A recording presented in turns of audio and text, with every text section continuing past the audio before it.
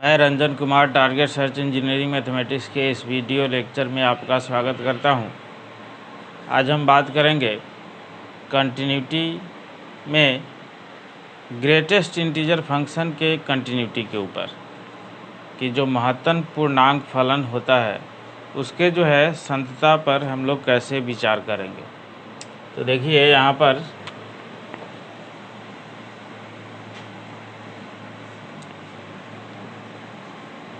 Continuity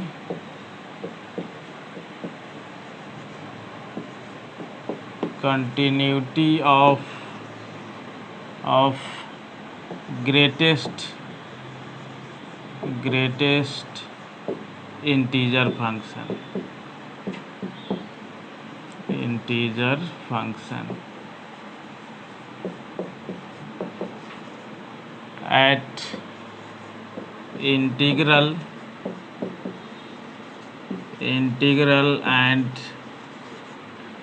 and non-integral points,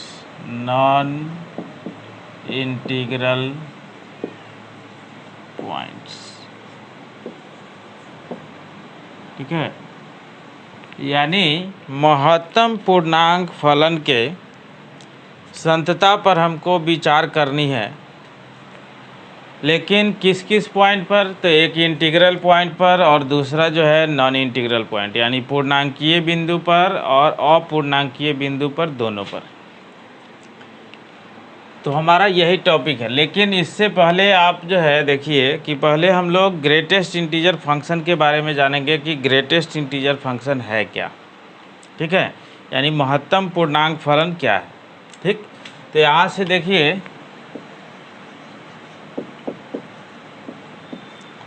महत्तम पूर्णांक फलन का पहले जो है डिफिनीशन लिखेंगे यहाँ पर, डिफिनीशन किसका? तो greatest integer function, greatest integer function. ठीक है, तो ग्रेटेस्ट इंटीजर फंक्शन यानी यहाँ पर हम लोग लिख सकते हैं कि let f x equal to जो है, इसको बॉक्स एक्स पढ़ते हैं। ठीक है, बॉक्स एक्स पढ़ेंगे। Box x is said to be greatest integer function,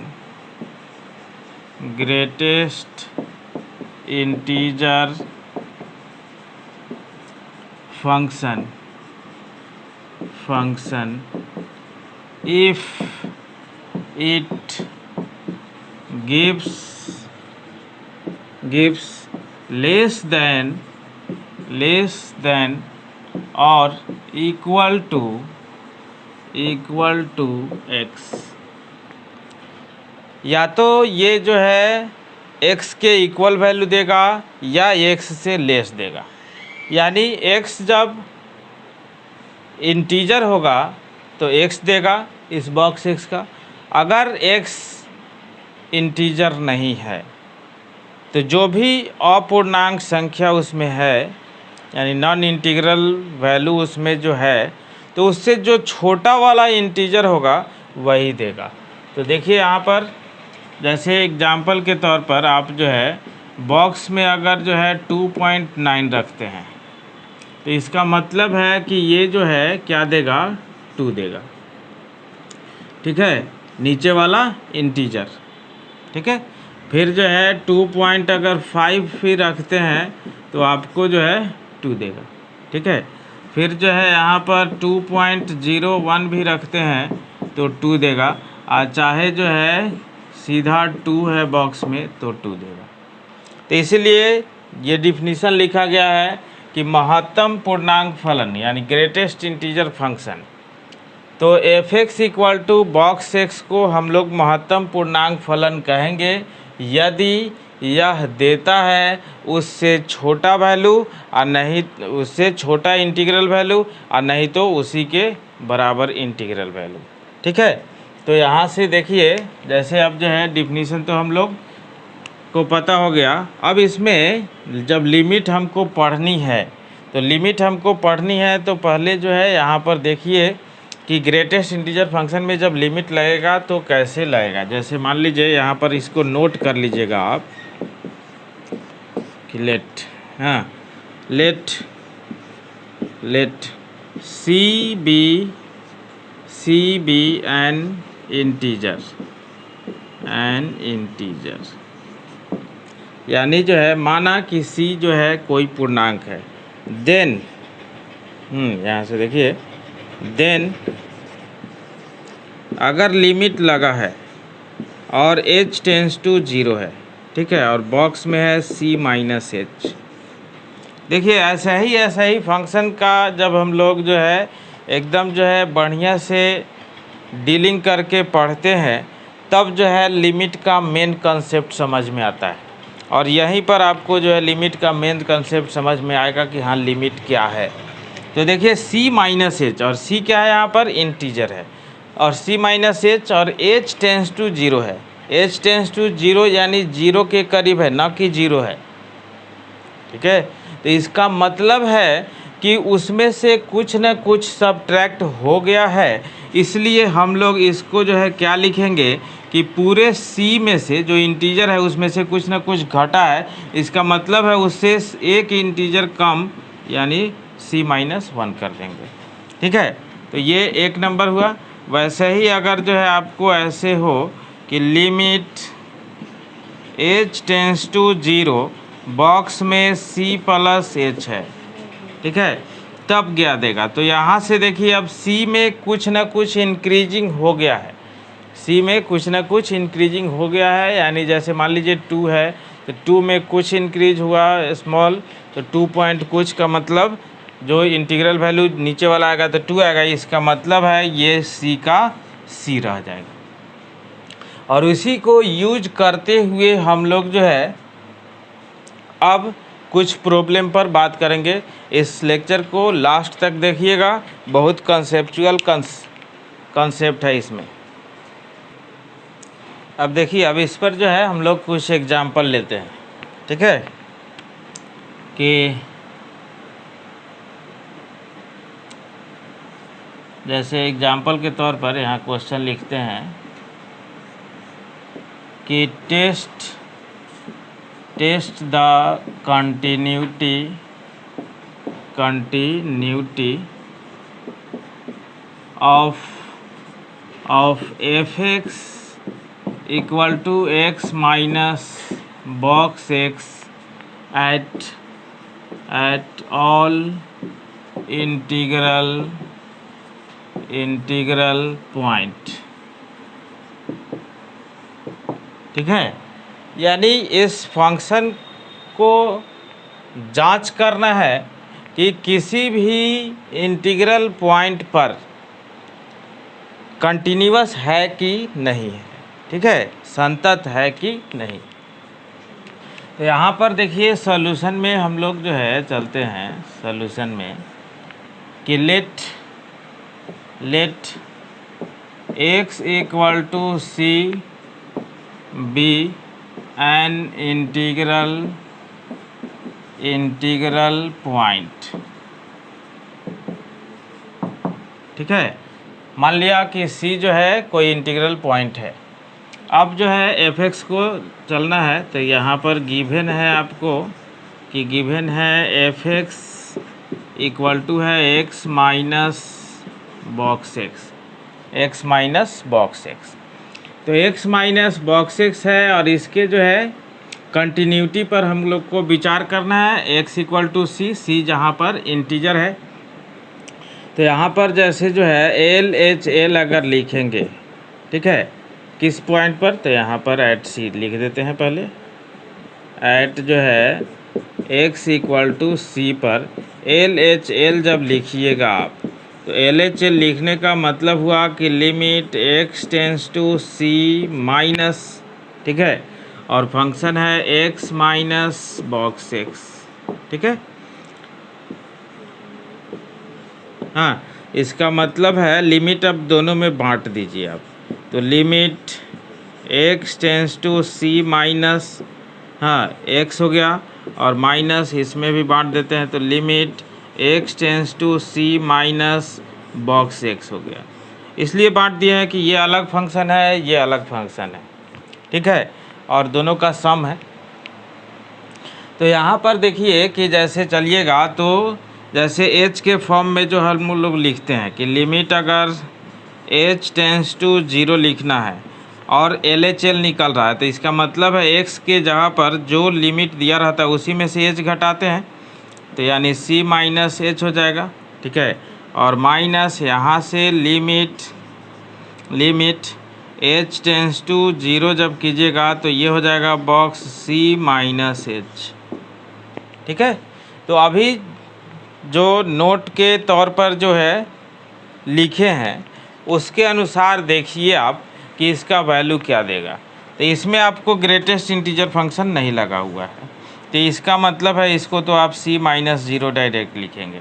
but यहाँ से देखिए कि माइनस यहाँ पर जो है ग्रेटेस्ट इंटीजर लगा हुआ है, तो इसका वैल्यू अभी लिखे हैं हम लोग कि c माइनस 1, ठीक है, यानी उससे एक इंटीजर कम जब LHL है तो यहाँ पर जो आया आपको क्या आया,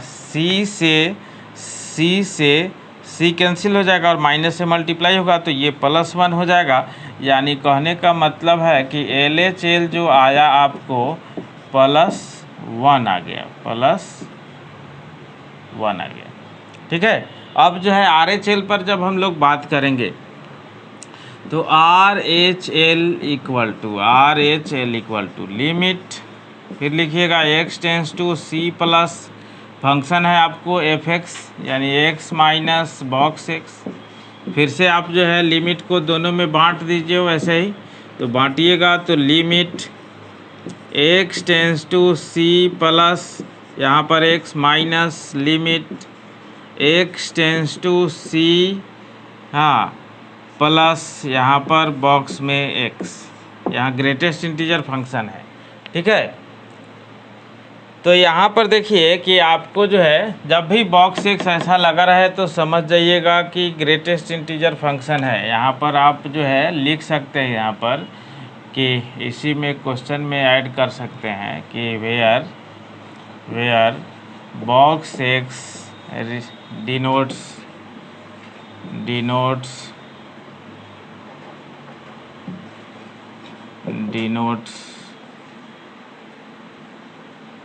हाँ greatest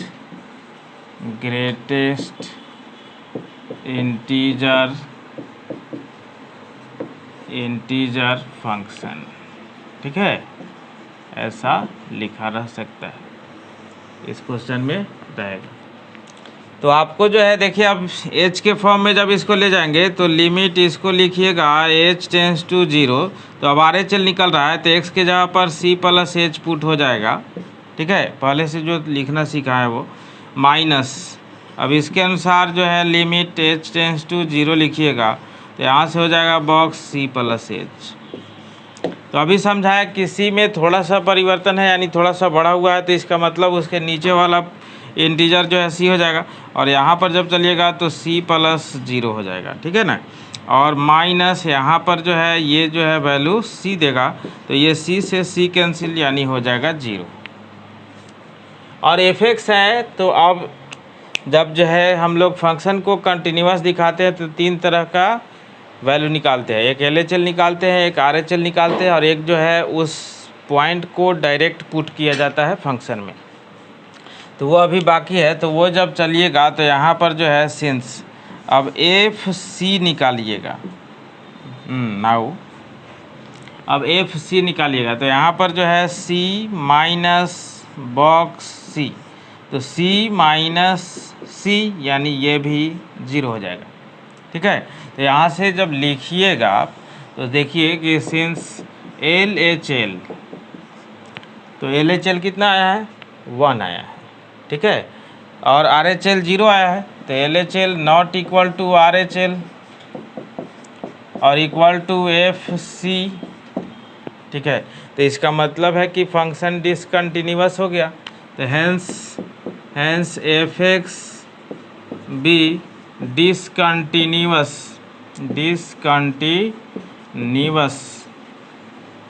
at all integral point। ठीक है, इस मैथ के अनुसार आप जो है एक नोट यहाँ पर लिख सकते हैं। पहले इसको देखिए कि इसका मतलब है कि ये इसमें देखिए दो फंक्शन सम के फॉर्म में था, एक x जिसको हम लोग जो है क्या कहते हैं तो आइडेंटिटी फंक्शन कहते हैं, यानी जो इनपुट वही आउटपुट, और एक था बॉक्स x। तो बॉक्स x था ग्रेटेस्ट इंटीजर फंक्शन, यानी आइडेंटिटी फंक्शन, और बॉक्स x यानी ग्रेटेस्ट इंटीजर फंक्शन का सम था। और ये जो है डिसकंटिन्यूअस इसलिए हुआ है कि यहाँ पर एक ग्रेटेस्ट इंटीजर फंक्शन था। तो इसका मतलब है आप जो है लिख सकते हैं यहाँ पर कि कोई भी ग्रेटेस्ट इंटीजर फंक्शन जो होगा किसी भी इंटीग्रल पॉइंट पर, किसी भी पूर्णांकीय बिंदु पर हमेशा असंतत होगा, यानी हमेशा डिसकंटिन्यूअस होगा। तो यहाँ पर आप लिखिए कि ग्रेटेस्ट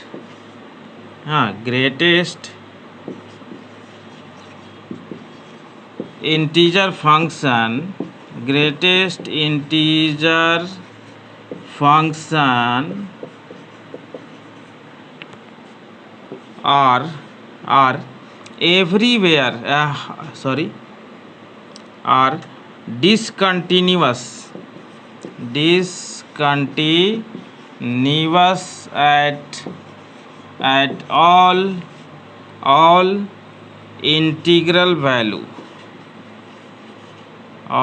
integral value, यानी इस तरीका से कोई भी ग्रेटेस्ट इंटीजर फंक्शन जो होगा किसी भी इंटीग्रल पॉइंट पर हमेशा डिसकंटिन्यूअस होगा।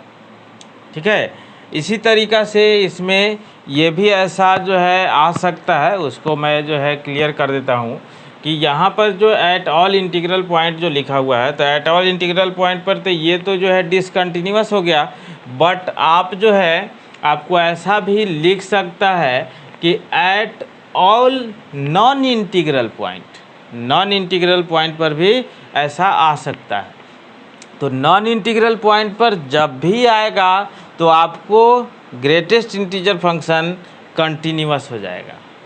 ठीक है, कैसे थोड़ा सा यहाँ पर जो है हम चर्चा कर ही देते हैं कि आप जब जो है ग्रेटेस्ट में जब नॉन इंटीग्रल पॉइंट को जैसे पुट करिएगा, जैसे नॉन इंटीग्रल पॉइंट, जैसे एग्जांपल अभी जो बतलाया गया है कि जब जो है ग्रेटेस्ट इंटीजर फंक्शन का जब हम डिफिनीसन लिखे हैं तो उसमें देखिए कि जैसे 2.9 था तो 2, 2.5 था तो 2, 2.01 था तो 2। अब इसमें से जब जो है आप मान लीजिए कि 2.9 माइनस h कीजिएगा और h टेंस टू 0 रहेगा, तो इसका मतलब है 2.9 के करीब ही कोई ना कोई वैल्यू आएगा माइनस होने के बाद भी। तो इसका मतलब है 2.9 होके 2.98 हो जाए, तो इसका मतलब है नीचे वाला इंटीजर तो फिर 2 ही देगा, चाहे 2.5 भी रखिएगा। ठीक है, तो 2.5 प्लस h चाहे 2.5 माइनस h टेंस टू तो 0 है, तो 2.5 कुछ बढ़ेगा, 2.5 कुछ घटेगा, इसका मतलब 2.5 के करीब ही रहेगा, तो फिर नीचे वाला इंटीजर आपको 2 ही मिलेगा। ठीक है, तो इस प्रकार से इसी क्वेश्चन को आपको ऐसा भी कह सकता है कि test the continuity of f(x) equal to x minus box x at all non integral point. तो नॉन इंटीग्रल पॉइंट पर जब इसको करिएगा तो ये फंक्शन आपका कंटिन्यूअस हो जाएगा। ठीक है, तो अब हम आशा करते हैं कि ये वीडियो लेक्चर आपको ज़रूर समझ में आया होगा। इसके साथ साथ चैनल को सब्सक्राइब करके बेल आइकन को भी दबा दें ताकि जो भी वीडियो यहाँ से अपलोड हो तो उसका लिंक जल्द से जल्द आपको मिले।